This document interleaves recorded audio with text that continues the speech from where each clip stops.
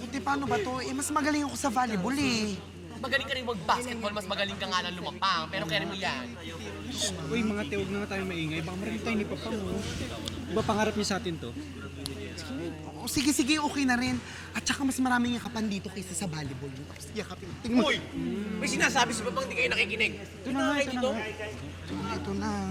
Nakabato ko agad eh. Itong sinasabi ko ha, pagpasok ng bola, sisiguraduhin ng kuya niyo na pagpasok natin ng bola ha. Tandaan yung teamwork ha.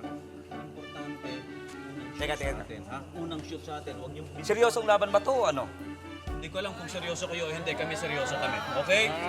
Dahil itong mga batang to, matagal ko na tinuturuan, maliliit pa lang sila, kaya seryoso kami. Hindi ko alam kung anong klaseng basketball ang alam ng mga to eh. Pare, kung natatakot kayo sa amin, pwede na kayong umurong sa laban. Bye-bye! Itong laban na to. Okay?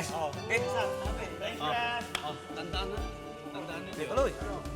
Mga bakla yan, wala naman yan eh. Okay, Go! Go!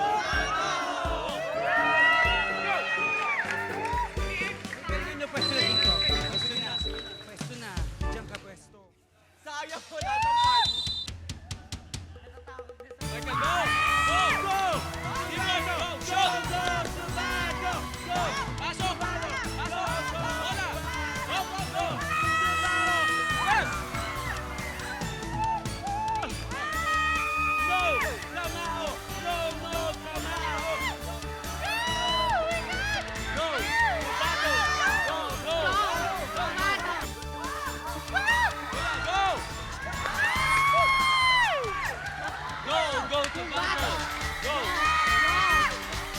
Kalaban bigla!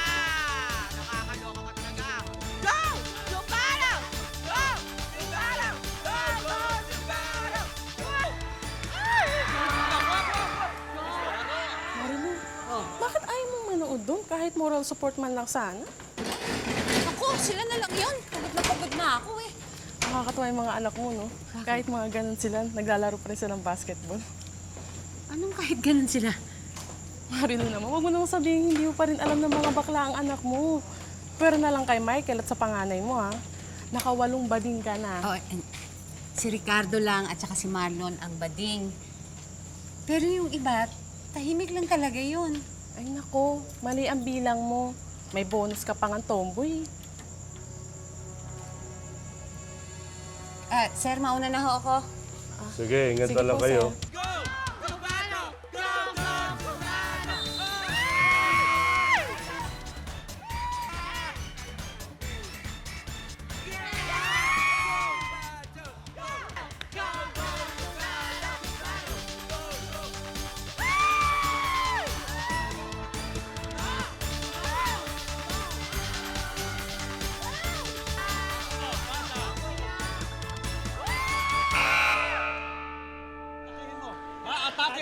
Atake! Sakuyan nyo yung bola, ha?